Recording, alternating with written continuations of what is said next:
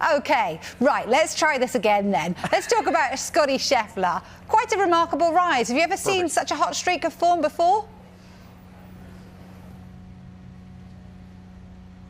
Yeah, it's unbelievable what he's been doing lately. I think that you and I spoke not too long ago about Scottie Scheffler becoming world #1 without winning a major. Well, guess what?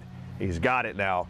Just an unbelievable performance. Just the fact that he has been able to capitalize on what happened back 6 weeks ago in Phoenix and really build on that and believe in himself and his game to this high level.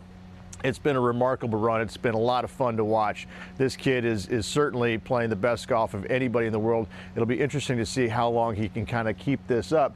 But he's a very level-headed, grounded individual, as you probably saw by the interviews last night at Augusta National. He really is a special individual. Yeah, do you think that's key to his success, that he is very grounded? We saw that remarkable hug, didn't we, with his dad as well in the last tournament, you know, sort of saying, I'm not just proud of you for what you've achieved, I'm proud of you because you're a great guy. You know, is that key to him as well?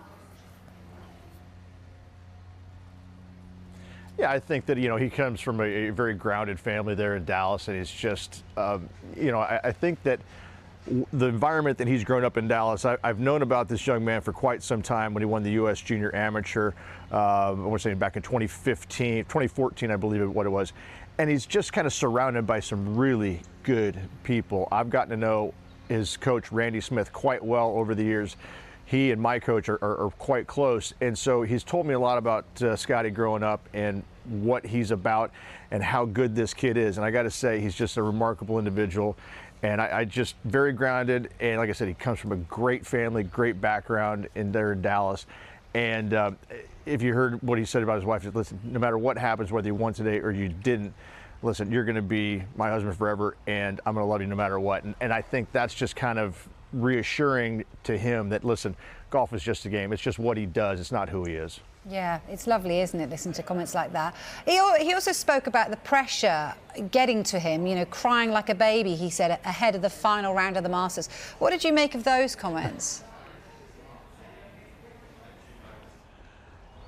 I was taken back by those, to be fair. You know, and the only thing I could really draw on was what my emotions were the Sunday before the PGA back in the day. I promise you, there was no crying about anything. It was just like, okay, got to get up, start packing up all my stuff, throw it in the luggage, and get ready to head on down the road after today happens, no matter what. But yeah, that was very interesting. I really was. I was taken back by that. I was interested to hear why he felt that way because, you know, once again, he talked about golf is not who he is, it's just what he does, and yet it felt like, or it sounded like to me, like everything that before happened yesterday hinged on how we played yesterday afternoon. Obviously calming words from his wife, but I just found that very interesting, that the emotion of it all. I mean, I was never caught up in the emotion. I was actually excited, ready to go, couldn't wait to get out there, and I think he was as well, but it had a little bit different context to him, which was interesting. I'm glad he shared that with us. Yeah, it's a nice insight. Just finally on Scottie, I was fascinated. I asked Rob Lee this because, you know, on the 18th, he made a meal of it, didn't he, in the end? But he kind of talked about the fact that he felt like all the pressure was off when he got to the 18th, and it was just a release, really.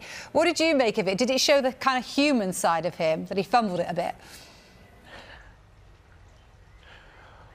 Well, here's the thing that I found about it is that he finally had a moment to kind of think about what he was about to achieve, and he made a gaffe. And I think that anybody who's watching, who's ever tried to win their club championship, and they realize they're about to, and all of a sudden they start getting the heebie-jeebies and the shakes. That's what he did yesterday. I mean, he is human. And to kind of understand what he was going through, and I love the fact that Ted Scott kind of walked in there and said, okay, take your time, let's settle down, let's knock this thing in. I mean, heck, he could have lagged it again and then finally brushed one in. But listen, yeah, he was human. He finally let the moment get to him, which he should have. Hats off to him for actually acting like a human for at least one moment in time this last week, because everything else he did seemed to be superhuman. Yeah, let's talk about somebody that kind of is struggling to still get it to superhuman standards at the moment, Rory McIlroy. I mean, there's some lovely moments of his round, you know, and you saw what it meant to him. Was this his chance, do you think, this time around? No, it's funny because I was listening to, or I was reading some of the comments on social media last night, which was probably the dumbest thing I could have ever done, but I did anyways. I look at some of the comments and they were taking shots at him for not being, in the moment, or not being at least in contention until that final round 64. If you flip the numbers around, if he shoots 64 the first round and then shoots 73 the last round and loses it, do we look at Rory McIlroy's performance any differently? I don't know. I just kind of think that what he did yesterday, he clearly did not have a swing on Thursday and Friday. There's no doubt about it. I mean, if you watch some of the shots he hit, he was struggling. He was trying to figure out exactly what his swing was doing. He put it all together yesterday. It was absolutely brilliant. Everybody in the field had the same opportunity yesterday as Rory McIlroy to go out and shoot 64, and yet he's the only one that did that. He's the only one that tied the Sunday Masters record by shooting that 64 and finishing off with a brilliant bunker shot there at the 72nd hole. I just think that what he learned about his game yesterday, he will take forward, and I think that he will be in contention a lot more in the majors this year. Yes, he has to get off to a better start in the majors going forward. 73s don't cut it. There's no doubt about that. He knows it. We know it. It's just him going out and doing it. But I thought what he did yesterday was absolutely electrifying. I was at the edge of my seat all afternoon watching him. I thought it was brilliant. Do you think he'll conquer Augusta? Do you think he could do it next year? Oh, absolutely. Absolutely. I think that, what he learned yesterday about how to play Augusta National and everything that he learned this week, not just yesterday, but everything that I think he learned this week, that not having his A game and understanding that, okay, if I just do this, or if I make sure that I miss it in the right spots, because he didn't miss in the right spots the first couple of days. I think if he reflects and goes back and watches it and thinks about it and says, okay, next year my game plan needs to be when the pin is back left on number one, I've got to hit it over there on the right hand side.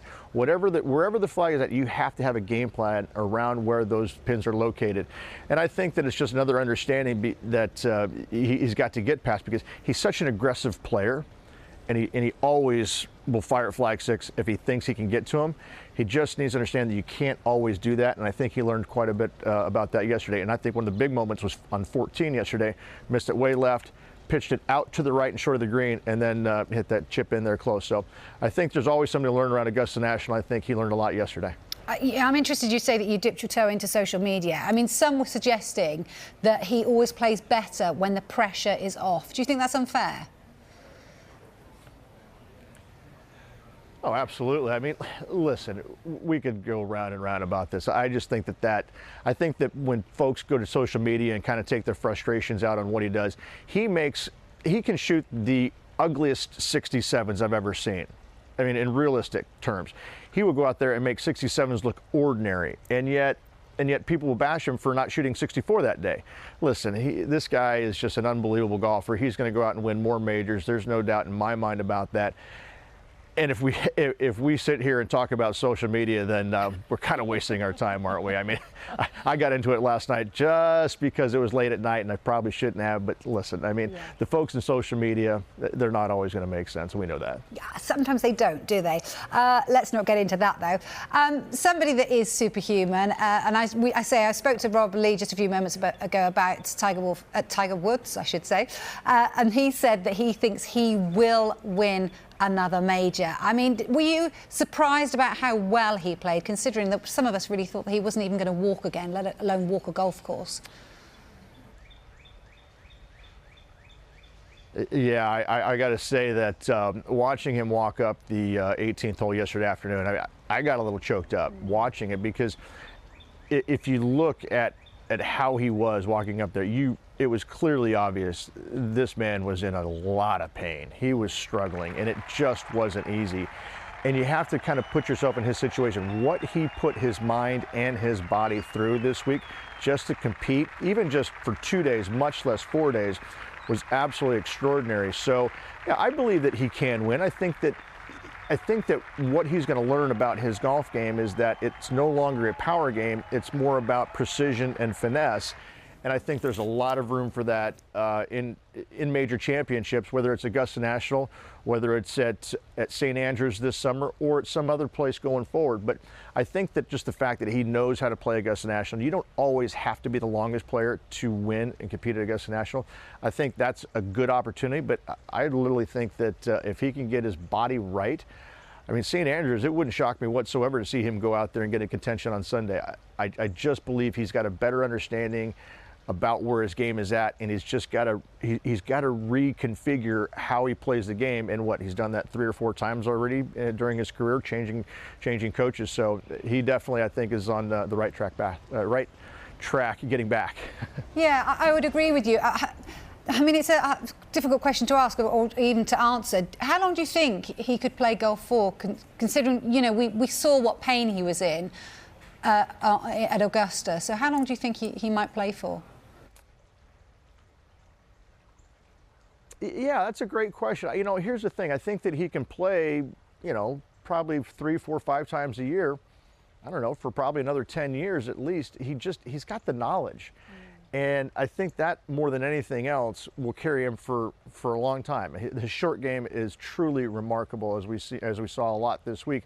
It wasn't spot on. His putting wasn't amazing, but I think that the reason why his putting and short game faltered this weekend is because his legs were really in that much pain. And as a golfer, as you well know, when your legs go, your touch goes, your feel goes. And so it wasn't a huge surprise to see him struggle on the greens yesterday, or Saturday and Sunday.